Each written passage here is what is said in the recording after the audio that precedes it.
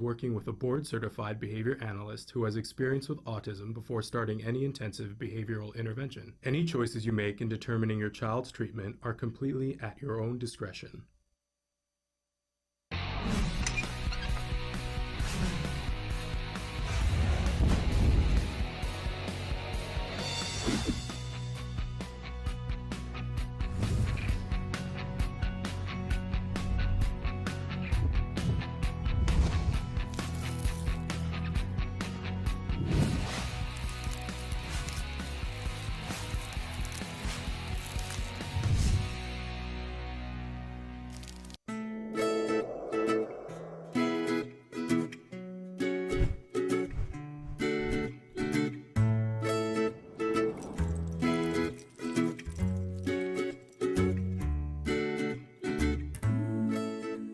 Good morning and welcome to Autism Live and to Let's Talk Autism with Shannon and Nancy. Nancy, can you turn? There's Miss Nancy. There we go.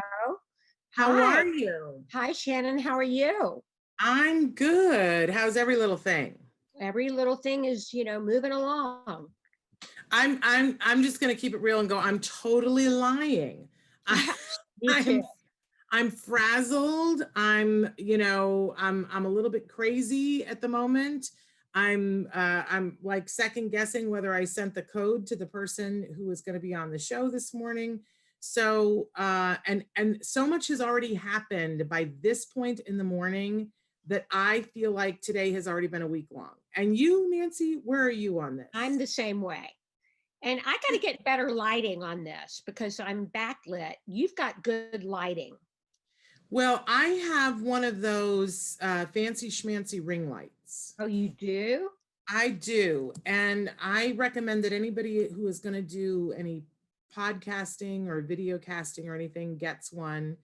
Mine is covered with little Post-it notes right now because that's what I'm doing to make sure. I have so many projects going right now that I've covered mine with Post-it notes.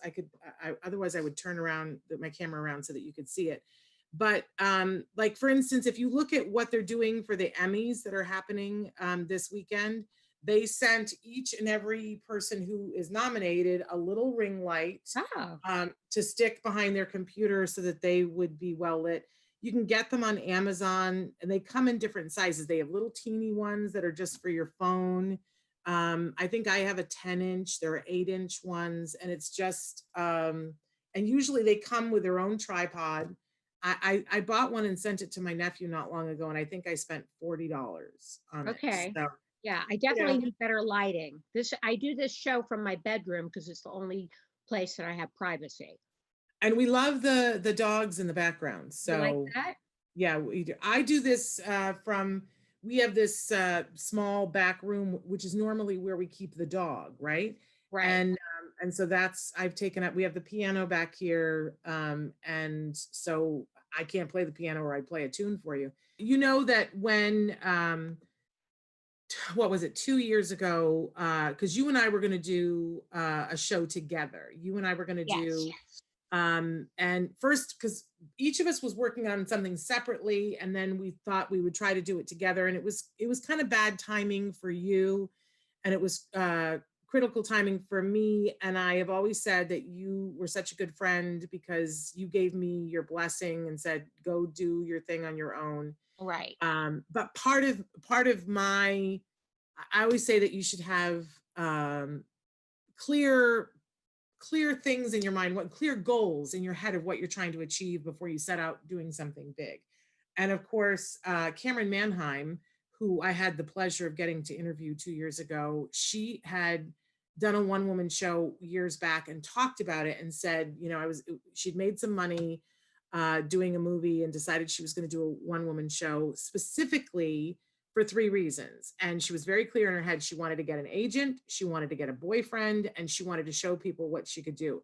And she was like, I just knew that those were the 3 things, and that she got those 3 things from doing a one-woman show. How did she get the boyfriend from doing a one-woman show? I'm curious about that. Because, when you put yourself out there creatively, I mean, creativity it's attractive. Mm-hmm. And when you put yourself out there creatively, first of all, you can be seen, which gives people opportunity. And then there's a certain amount of socialization that comes I was not doing a one-woman show to get a boyfriend. I want to be abundantly clear about that. But I went to a bunch of different parties and you talk to people, and if you were looking, I'm sure you could find that kind of thing. I was not looking for that. But I had three things that I really wanted to do. I wanted to force myself to sing publicly, so there was music in it, and I start the show by singing a cappella. I always say Acapulco, so it's a cappella. So I wanted to force myself to sing publicly, and I wanted my son to see that I was funny, and I wanted to take some of the things that I was the most emotional about, being a parent of someone on the autism spectrum, and put it into something that I could look at that had the potential to be positive, right? So I wanted to put a positive spin on some of my pain. And so I forced myself to sing publicly, which was a huge gift. But the one that was the most meaningful to me was that my son could see that I'm a funny person, because my son, my lovely, wonderful, hilarious son, did not believe that I was funny. And we had been on a plane. It was shortly after my mother died. And he, Traven, I'm trying to get the link to send to our guest, because I don't think she has the link and I can't do it while we're doing the show. Could you please send that to her for me? We were on a plane and the plane was taking off, and I was getting nervous as the plane takes off, and I was talking with my son, and I was trying to lighten the mood. You know how you do. And I was trying to get him to laugh. But it was more to keep myself calm than him. And so I was saying something to make him laugh. And he said, "Mom, just stop. You think you're funny, but you're not." And it cut me like Harry Carey cut me to the quick. I was like, and the plane is taxiing, and I got really loud, as you know I can do. And I was like, "What do you mean I'm not funny? I'm the funniest person you've ever met, and I happen to be your mother." And he was like, "But you're not, Mom, you're not funny." And I was like, "You don't know. Who else do you know that has a plaque in the shape of a state that says they're the funniest person in that state?" And he was like, "Well, not you." And I was like, "Yes, I do. I have a plaque that says that I am the funniest person in a state, in the shape of that state." And he was like, "Why What do you state feel-" was that?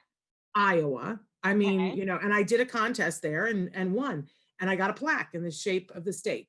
I realize it's Iowa, and that's, it's not like it's Paris or, or New York or, but it's Iowa. I'm the funniest person A lot of in that, people live in Iowa. and some of them are funny, and I was the funniest that year. That's the only year I entered. Anyway, yes, I do want you to let her in. But anyway, and he didn't believe me. He didn't believe me that I had this plaque, and I had to fish it out of the garage when we got back. And so there we are.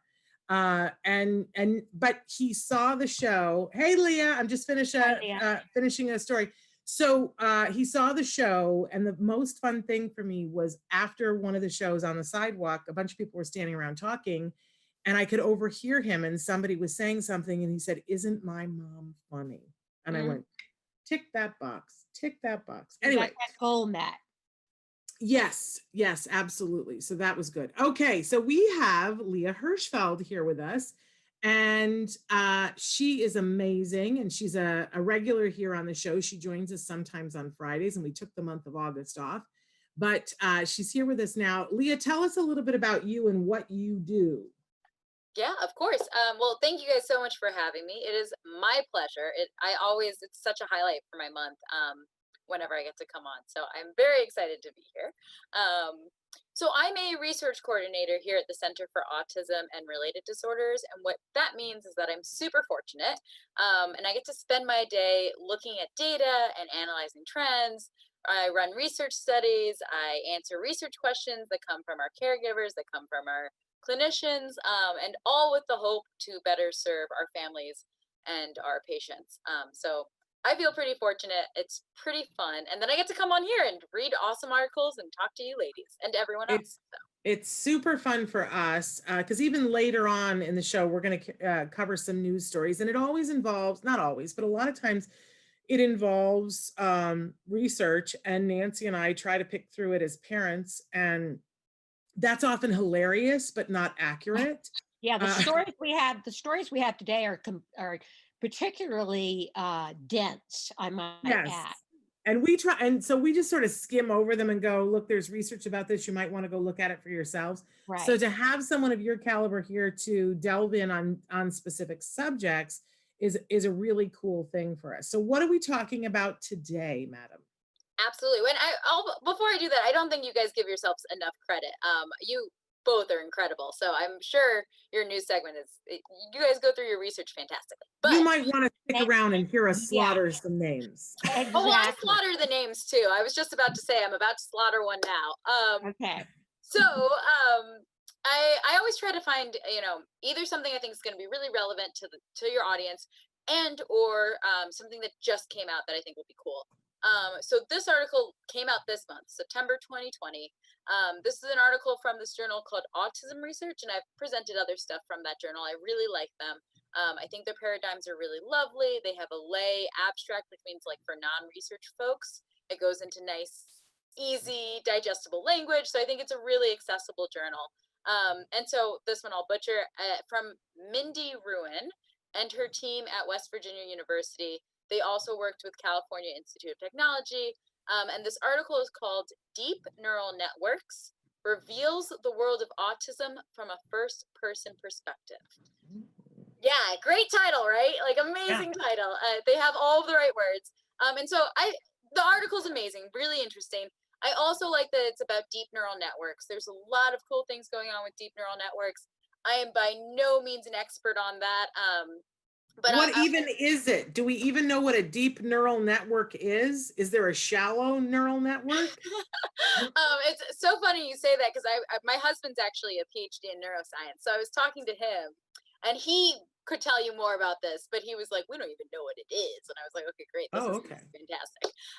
But if you're not talking to a PhD who's a neuroscientist, my understanding of a deep neural network is that it's a very intense computer program, kind of. So basically, they're, very, very bright people who speak language of computers, who can code, develop this model in a computer, and the model is really, really smart. And the model can take some examples and then extrapolate out to additional novel new examples. So you might feed this model 10 pictures of a car, right? So you give them a Porsche and a Honda and an Audi and a Toyota and keep going, right? And then you give that all and you say, okay, model, this is a car. This is also a car. This is also a car. Hey, this is a car too.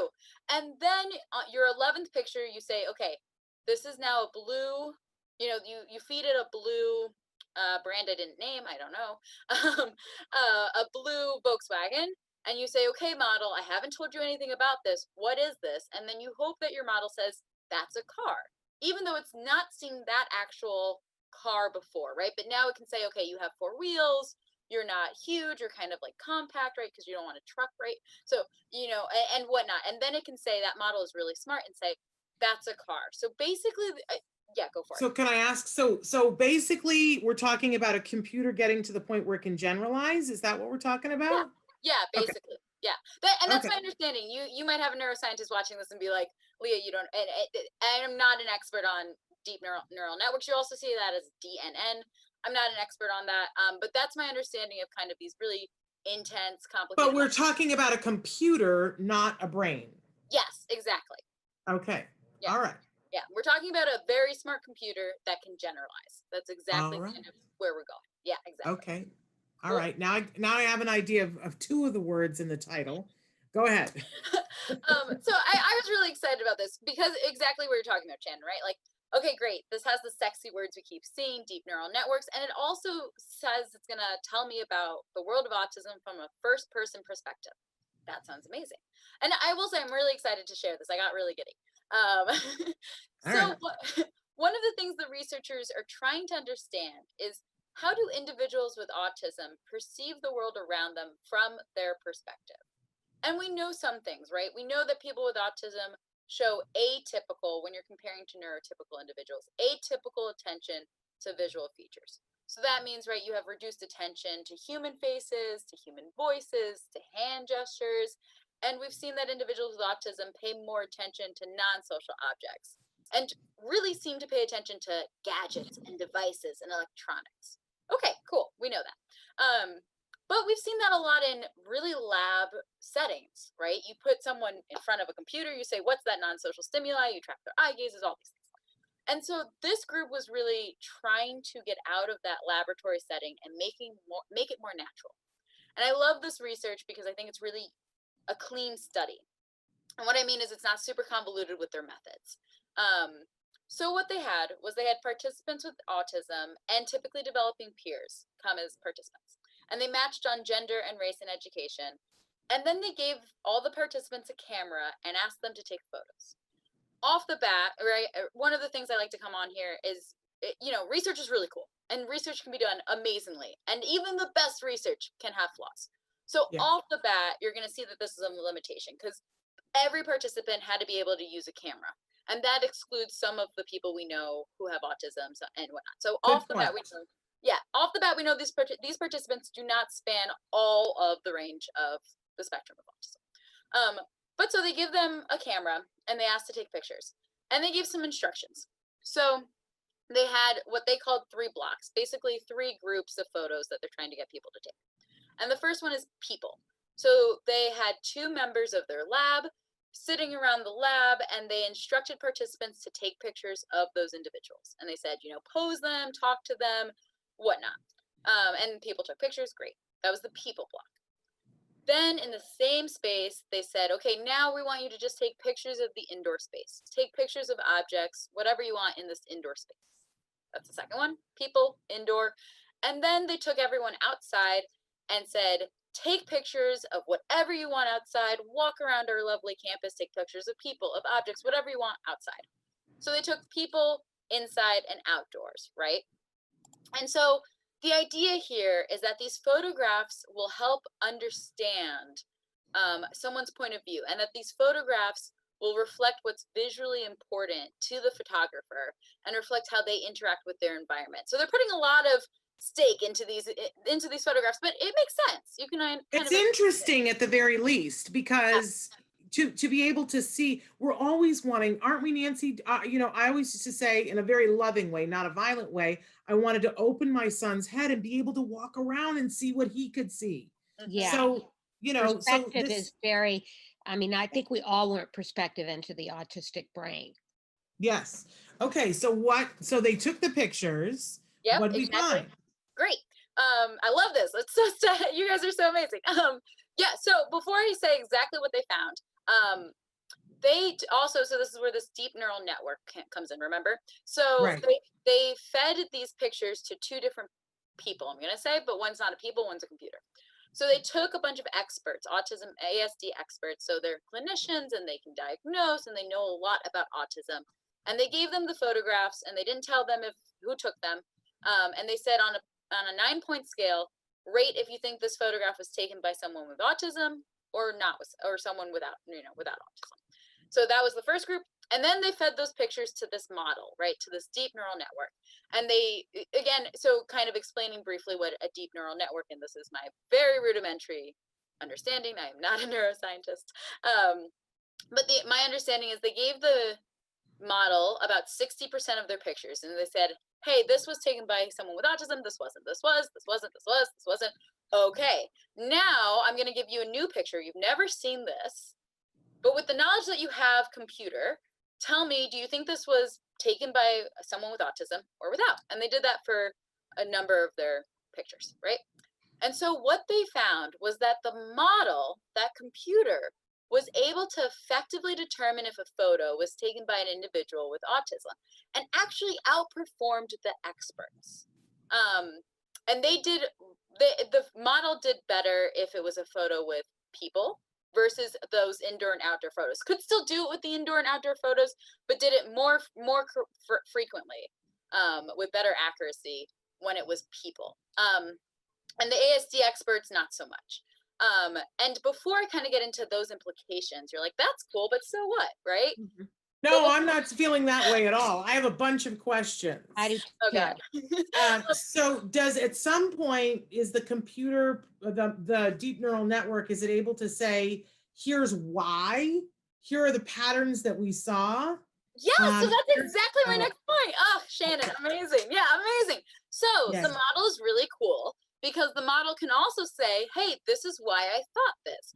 And so what they said, what it said, what the computer said was it classified a photo taken by participants with ASD if the photo was of a subject's back, if the subject in the photo was not very expressive, if the subject in the photo was not posed or did not look at the camera, if the photo had an odd visual perspective, if the photo was blurry, and if the photo had a rich facial expression and a regular what was considered regular, right? Regular angle of view, then it said that's great, neurotypical individual.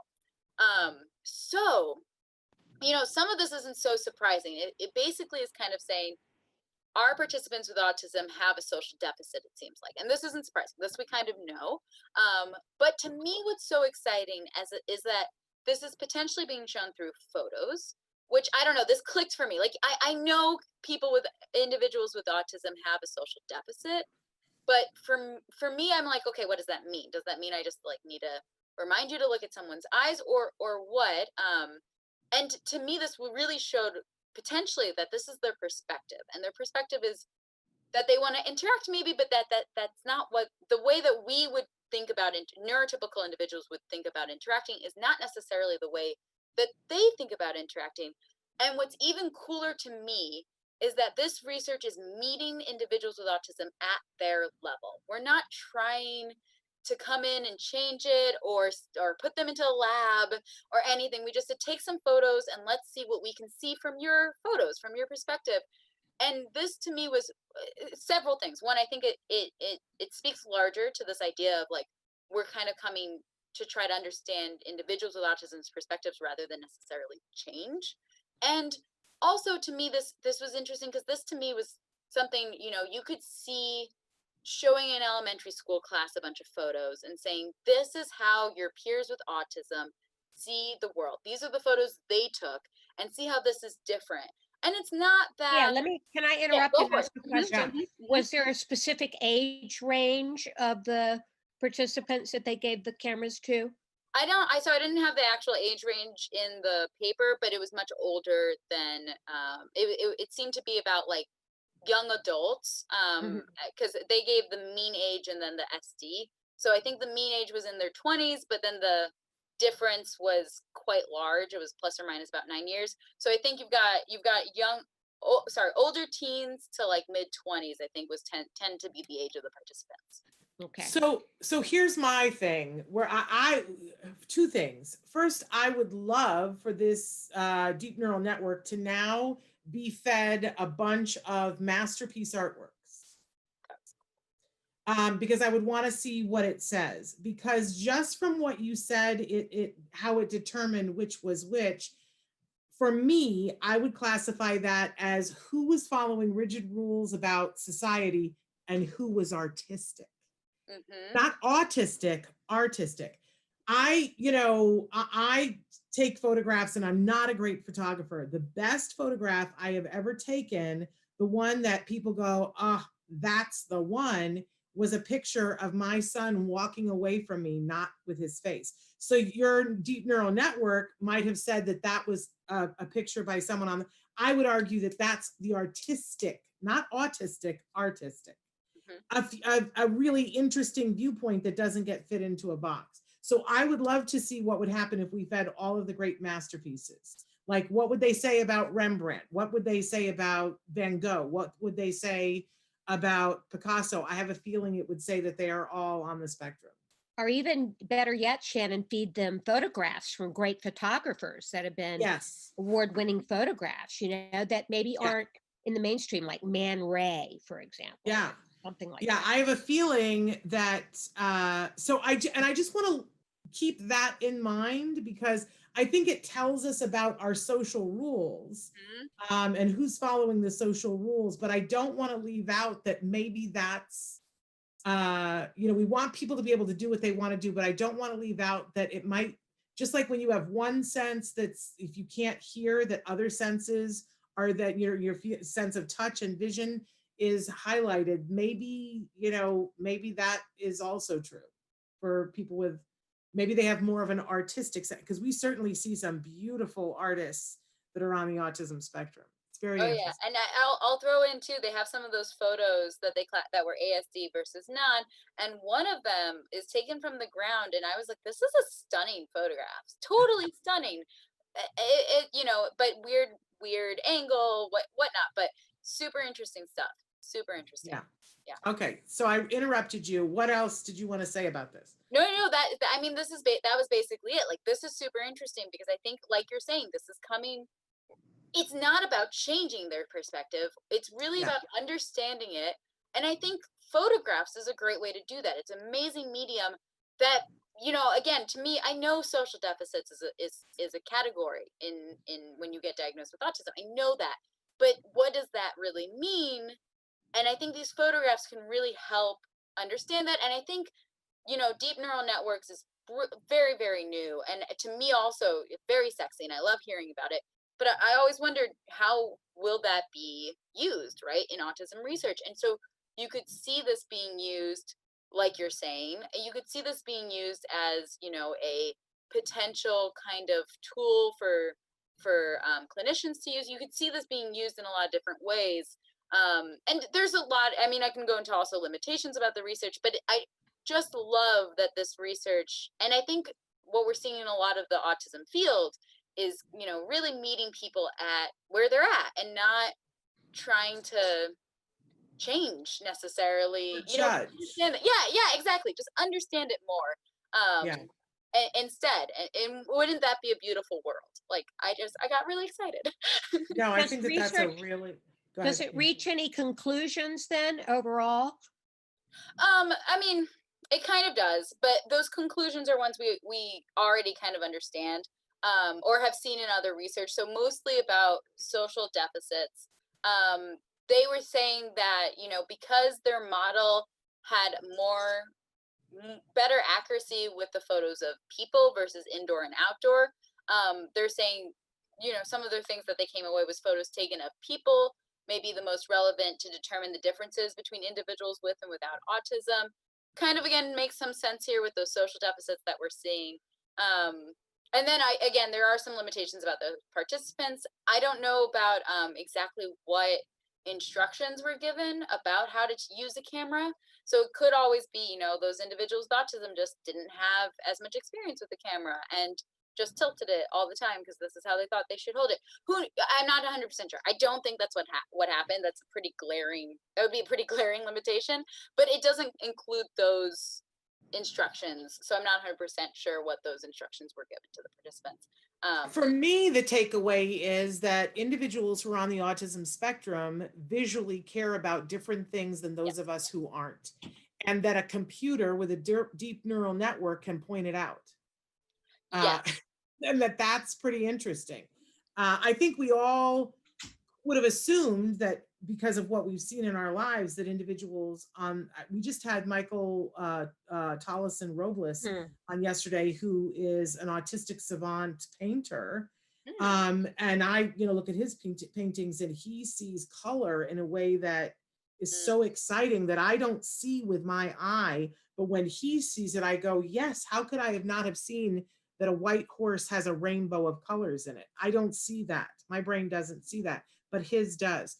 So I think we all sort of have known on some level that what is visually interesting to us is not what is visually interesting to our kids. Like Nancy, you know, Wyatt loves water, and I, you know, and Wyatt is a painter, and I know he sees colors in water that I don't see.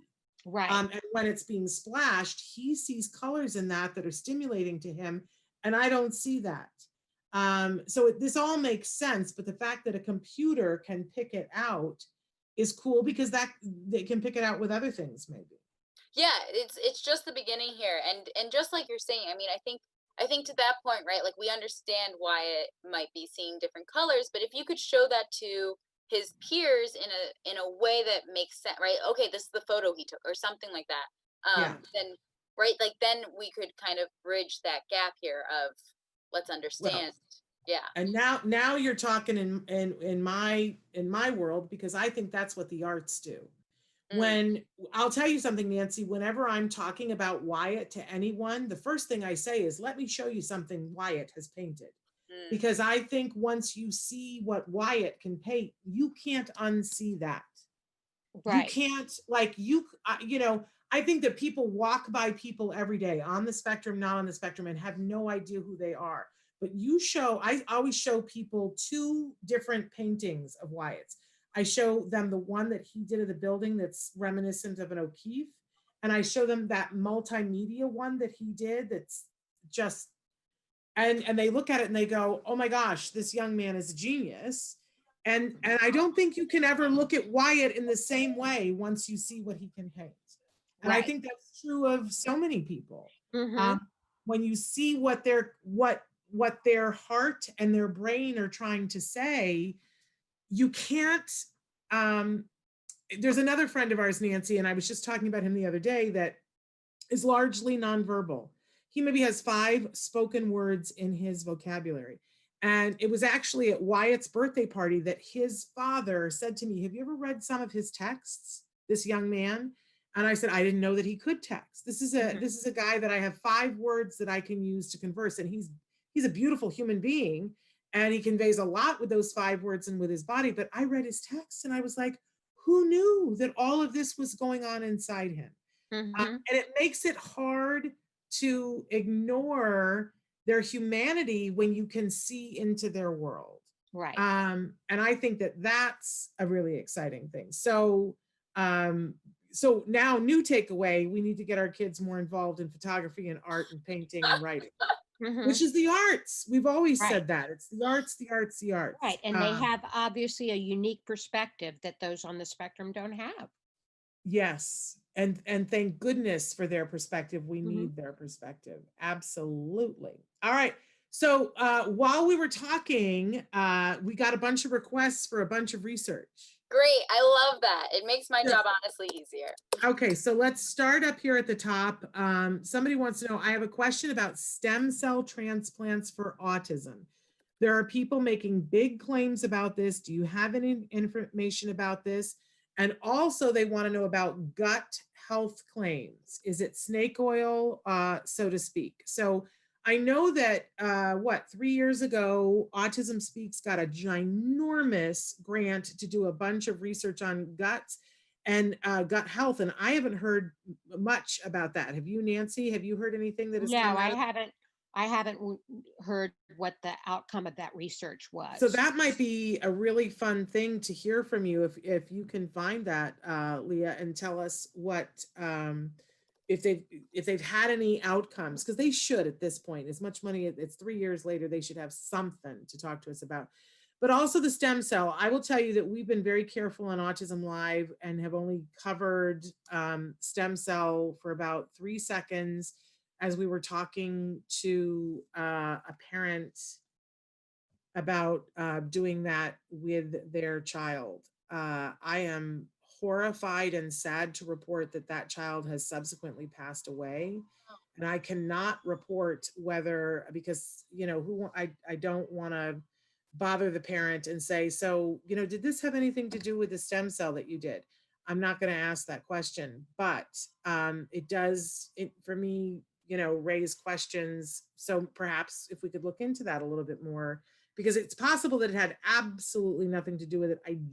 But it's the one child that I know that went through stem cell, and I know that the child has subsequently passed away.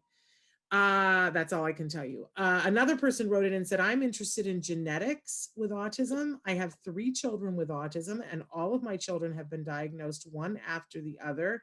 Yet they say it's very rare to have more than one child with autism in the family. I don't know who they is that is saying to you, but that is not what I know to be statistically. I was about to confirm that as well, Shannon. Yeah.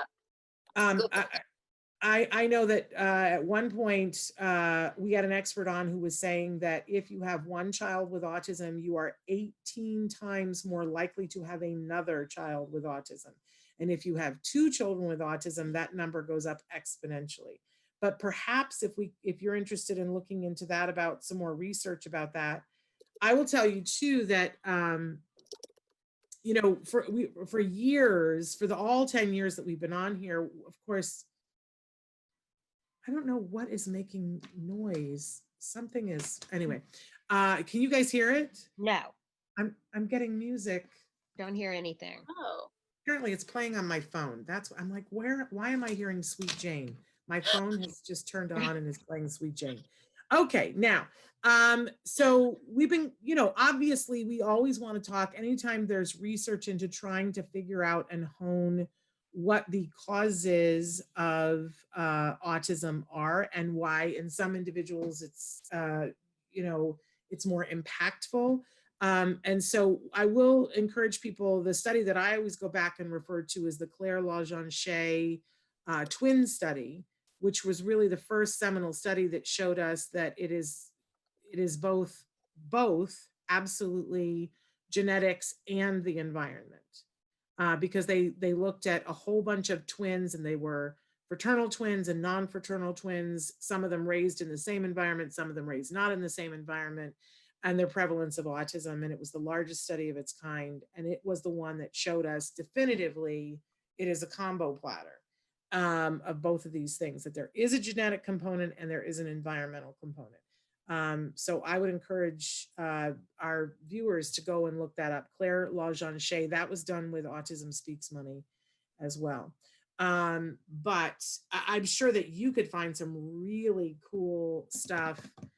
This parent is saying that they have a diagnosis of multiple sclerosis. And I will tell you that let's see if I can, there's Cindy Miller does a bunch of studies, and there's somebody else about parents with autoimmune and the prevalence of if a child is on the autism spectrum, how, I don't know which way to say it, but that in a lot of cases, if a child has an autism spectrum diagnosis, the mother will have an autoimmune disorder. I don't think anybody knows definitively which, the chicken or the egg, what comes first, but it is, there's a large prevalence of those two things going together. So that's not unusual at all. But you now have a bunch of interest from a bunch of people on a bunch of different research fronts. We'll look to you to figure out what you want to delve into first. Gut health and genetics, I could spend however much time you're going to give me, that there's so much out there about both. And especially the genetics with autism, there's a lot about this thing called the broad autism phenotype. Have you guys heard of this? No. I don't know that I have.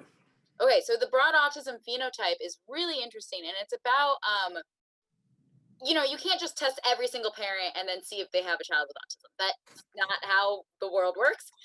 But you can kind of go backwards and say, okay, you have a child with autism, but the parents don't have a diagnosis. And so what researchers found is that potentially parents seem to kind of fit into this phenotype, this kind of I'm trying to think of the right word to define phenotype, but this kind of classification that fits kind of into some of the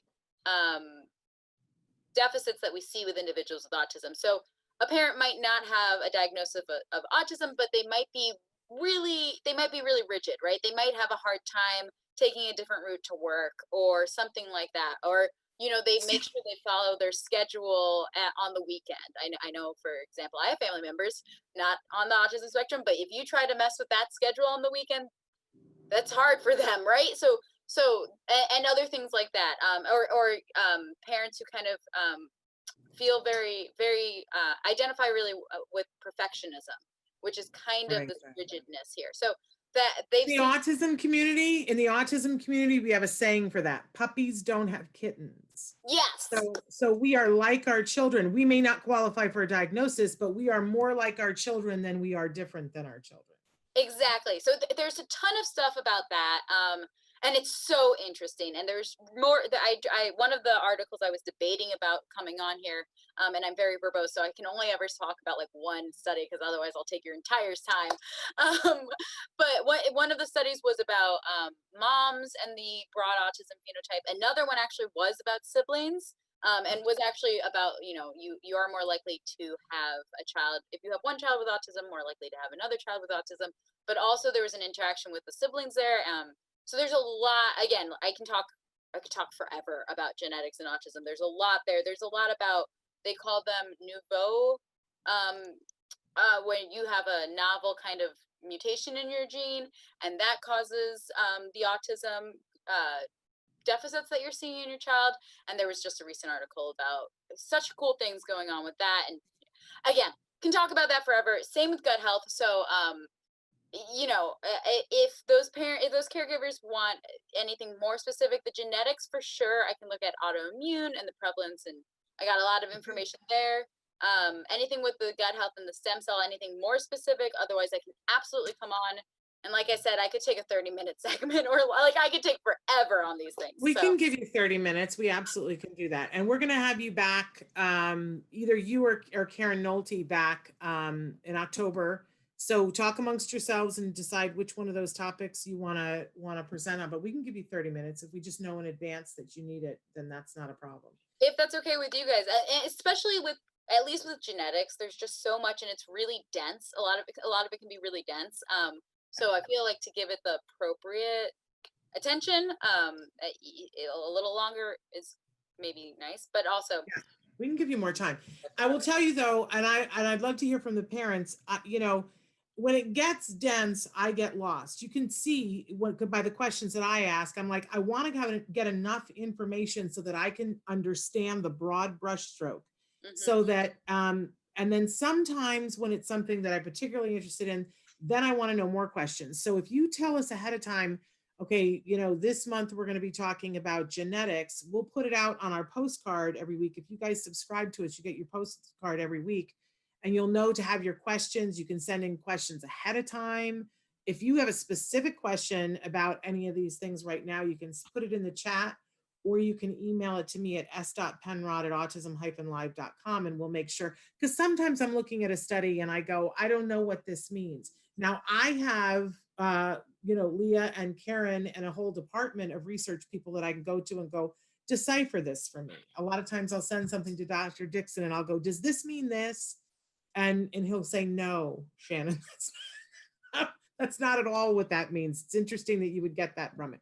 But I think it's really helpful. And so we have that, but by extension, you all have that as well.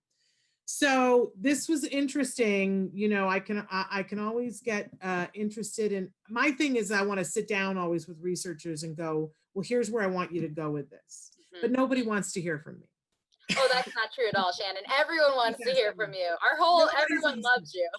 Why? So what, like, I want for these researchers to take as Nancy said, a bunch of photographers, but I'd love to take a bunch of paintings and put them through, because I'm going to guess that all the great painters, this deep neural network would say, oh, look at these. I think that eventually artistic would equal autistic viewpoint. Interesting. Yeah. Is what I think. Yeah. Which would be very affirming for a lot of people in the community about, value of looking at somebody else's point of view, because it's beautiful. Anyway, so fascinating. Thank you so much for being with us. And I want to encourage everybody to write in questions either here or to me at s.penrod@autism-live.com. Thank you. I'm going to get back to you with dates for October, November, and December. Sounds great. Thank you guys so much. And since I'm on, let's say the next time we'll come on and we'll do genetics. The caregiver who asked about stem cell and gut health, if you don't want to wait 2 months for us to get to your question, email us with your question. If it's a little bit more specific or whatnot, we can always give you kind of larger reviews on both those topics. So I don't want to, have anyone wait 2 months to get any answers. So we can always also, address that question, since next month we'll do genetics. And then either Karen or myself will be on. And thank you guys so much. This is just the loveliest way to have a Friday. So thank you all so much for having me. We appreciate you, Leah. Thanks, you. Nancy. Thanks, Shannon. Bye, y'all. I got to say too, love the painting behind her head. I'm guessing that they would say that that was a person with an autistic point of view. Guessing, don't know for sure. Okay, we don't have that much time, and we have a list. We have a lot of interesting in the news that is research oriented for the most part. It is, and I don't think we're going to get to all of it, but can I start with something that I didn't put on the list that relates back to something from last week? Yes, absolutely. So we were talking last week, if you recall, about the little bit of controversy over some goings on in the background of the Big Brother house on CBS. Yes.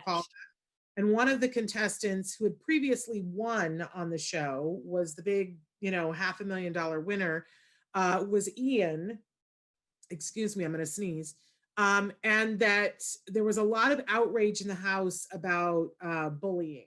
And it has not been addressed. We now have watched all this last week. CBS has not addressed it on the live show, which I'm very sad about that they didn't address it. I think that they do need to address it. There has been further outrage in the house. I know I had said last week that I thought that there were very racist and racist microaggressions that I was surprised that more people weren't talking about, because I even on the live show, what they were playing, I was appalled.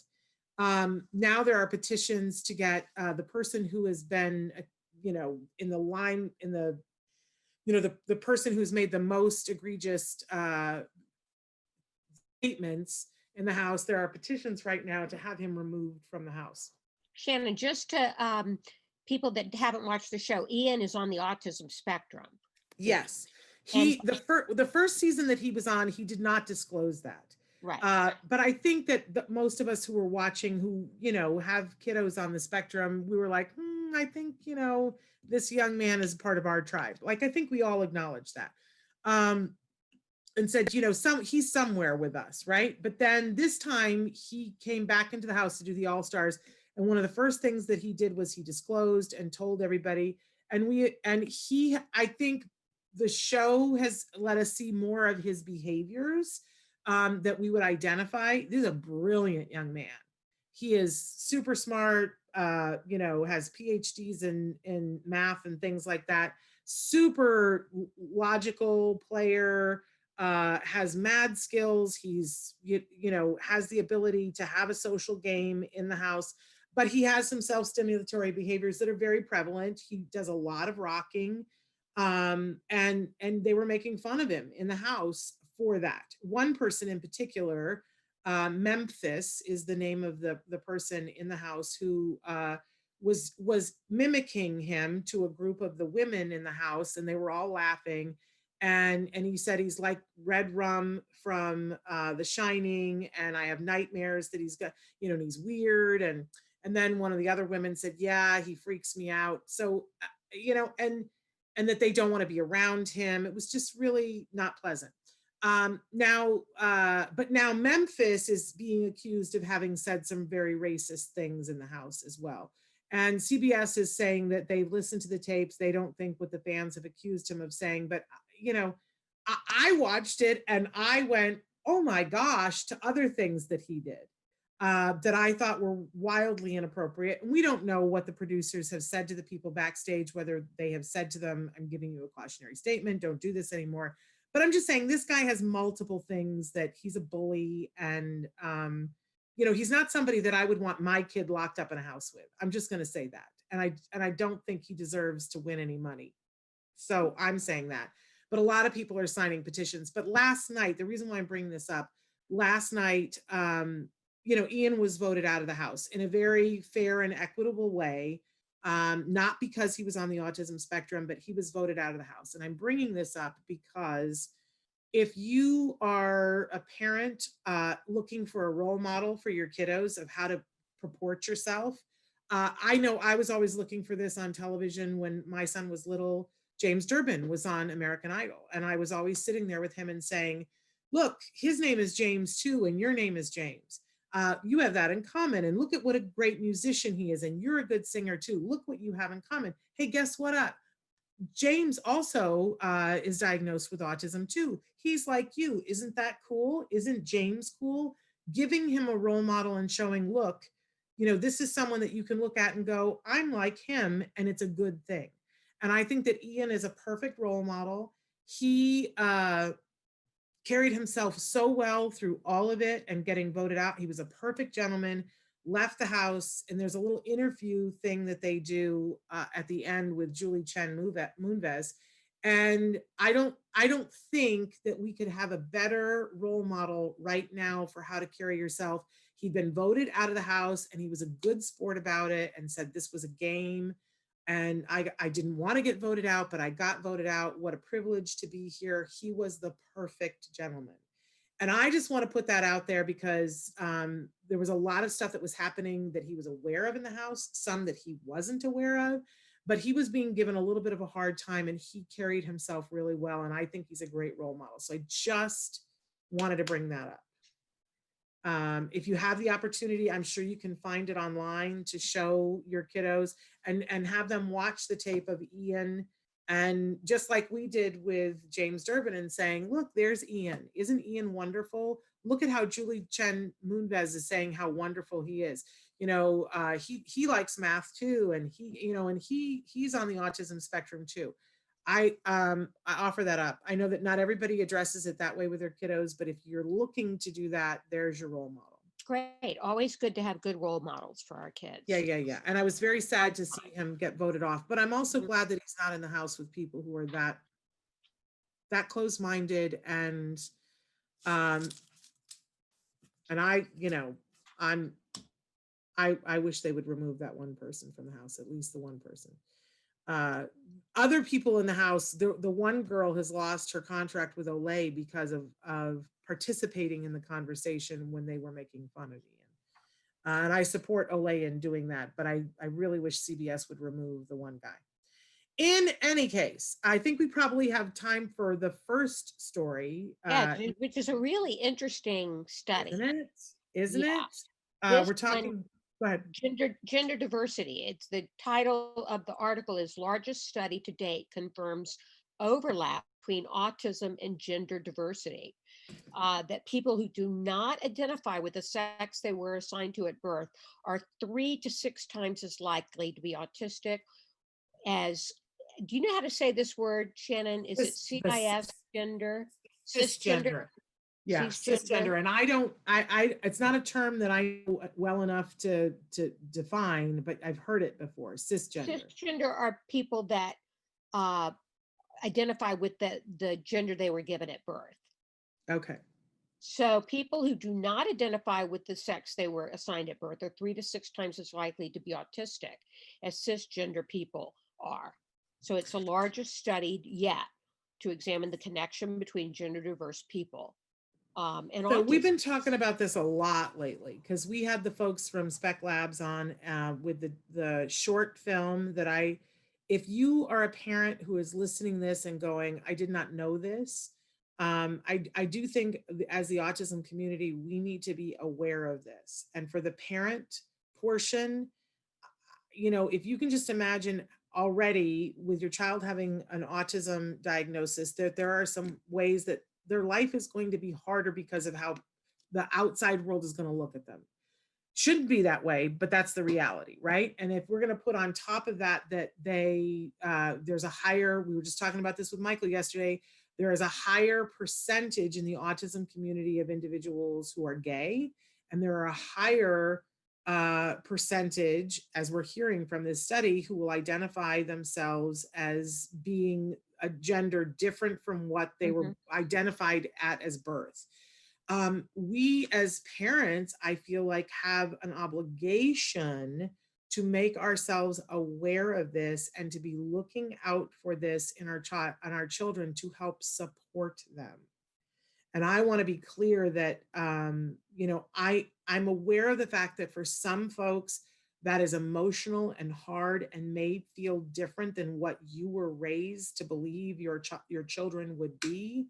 But if we are coming from a place of love and acceptance and loving our children for who they are, which I think is our job as a parent, I think that we have many things that we want to teach our children, but at the very base and heart, that our journey with our children is to accept who they are, and that for every parent on the planet, that is a challenge. It's why there are movies about it. About, the movie Brave is about a mother accepting who her daughter is. We all have to do that. We've seen, even, it's the B story and Love Story, that his dad can't accept who he is and what he wants to do. All parents struggle with this. But for parents who have kiddos on the autism spectrum, we got to step it up. We have to find our way to communicate with our kids and then accept who they are. That's hard because sometimes we don't know what is what is they're displaying who they are based on something is in their way, or is it truly them? We do ABA to take away all of the obstacles so that we can truly see who they are. The great misunderstanding about ABA is that it's going to make them like everyone else. It's not. It's to help us to reveal who they are. So if they are a painter, that we get to see that. If they are someone who identifies as a girl, even though they were born and identified as a boy, I want to encourage people, you know, we see statistically this is, in our population, this is more prevalent than other populations. I think we got to get our arms around this, Nancy. Yeah, I agree. What this study does, I think, is it gives the awareness that this is, in fact, a situation that we need to look at, because our kids are more likely to identify as transgender, queer, or not of the sex they were assigned at birth. So if you see signs of that, be tuned into this fact. Yes. And we also have to acknowledge that for individuals on the autism spectrum, the prevalence of suicidal feelings and suicidal actions is higher than the general population. And in the gay community and in the transgender community, higher. So, you know, again, I look to Cher, right? Cher Right. had a lot of feelings when Chastity became Chaz. You know, and Cher is as open-minded as you can get, and you know, as loving of the gay community, you know, as any celebrity I have ever known. But she had feelings as a mother about this was my little girl. What are you telling me that this is a boy?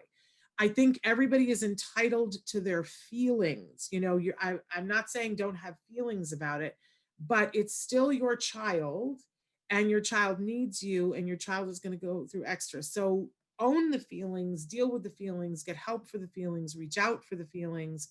But we have a I think a parental obligation to love our children. And that means loving who they are, not who we thought they were going to be, who we Right. hoped they were going to be, who we planned for them to be. Right. And I lots of challenges for lots of people, Yeah, but it's hard. I mean, it's hard for parents. You know, first we have to come to the acceptance of our child having autism, being on the spectrum, yes, and then, in fact, they may have other issues like this one that yes. a parent has to deal with. So, not easy stuff, but very important for awareness. But let's meet them where they are. All Yes, right, that's all we have we're time out of for. But time. Nancy, I love you. I love And you I'm too, glad that Shannon. you're here with me. And this was awesome to have this conversation with you. I want to encourage parents. We got a big week next week coming up. I know a lot of us have IEPs and 504s happening or just happened or coming up. If you've got questions, please write those into me now at s.penrod@autism-live.com, because Bonnie's with us on Monday and she'd love to have some questions. Nancy, thanks for being here. Thank you, Shannon. We're going to be back on Monday. Until then, give your kiddos a hug from me. And yourselves a hug from me. Bye bye, everybody. Bye-bye.